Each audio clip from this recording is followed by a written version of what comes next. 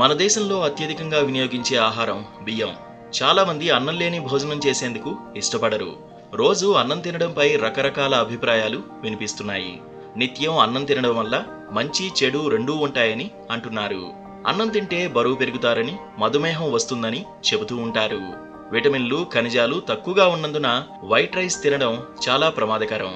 బియ్యం glycemic index ను పెంచుతుంది.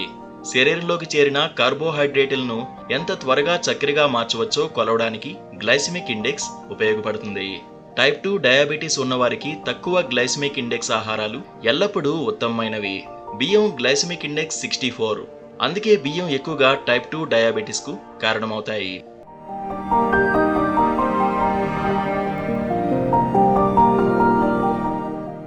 అంతేకాకుండా బియ్యం గుండె ఆరోగ్యాన్ని ప్రభావితం చేసే ప్రమాదం కూడా ఉంది. అంతేకాకుండా రోజు అన్నం తినే వారికి రక్తపోటు ముప్పు చాలా ఎక్కువట. లేదంటే ఉపవాస సమయంలో మధుమేహం పెరిగిపోయి శరీరంలో ట్రైగ్లిజరైడ్లు పెరిగే అవకాశం ఉంది. ఇది నడుము చుట్టుకొలతను పెంచుతుంది. మంచి కొలెస్ట్రాల్ స్థాయిలను క్రమంగా తగ్గిస్తుంది. మీరు బరువు తగ్గాలని ప్రయత్నిస్తున్నట్లయితే అన్నం తినడం దాని మీద ప్రతికూల లేదా సానుకూల ప్రభావం చూపుతుందా అనేది ఇప్పటికీ తెలియదు.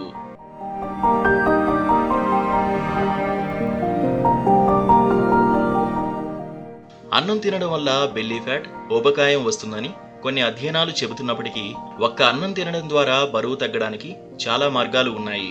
అందువల్ల గోధుమ, బియ్యం మధ్య సంబంధం ఇంకా నిర్ధారించబడలేదు. తెల్ల బియ్యంలో ఫైబర్ శాతం పెద్దగా ఉండదు. ఫైబర్ ఉంటేనే జీర్ణ వ్యవస్థ సమర్థవంతంగా పనిచేస్తుంది. కాబట్టి తెల్ల బియ్యాన్ని మానేసి ఫైబర్ ఉన్న వాటిని తింటే మంచిదని కొందరి సూచన.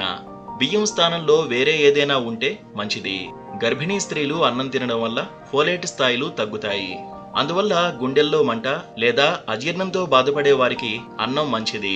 ఎందుకంటే అన్నం త్వరగా జీర్ణమయ్యే ఆహారం. కాబట్టి అన్నం ఎప్పుడూ మితంగా తినడం మంచిది. అన్నానికి బదులుగా జొన్నలు, రాగి సంగటి లాంటివి అలవాటు చేసుకోవడం మంచిదంటున్నారు కొందరు. మొత్తానికి అన్నాన్ని అదుపులో పెట్టకపోతే సున్నంలా రాలిపోవడం ఖాయమని ఎందరో అంటున్నారు.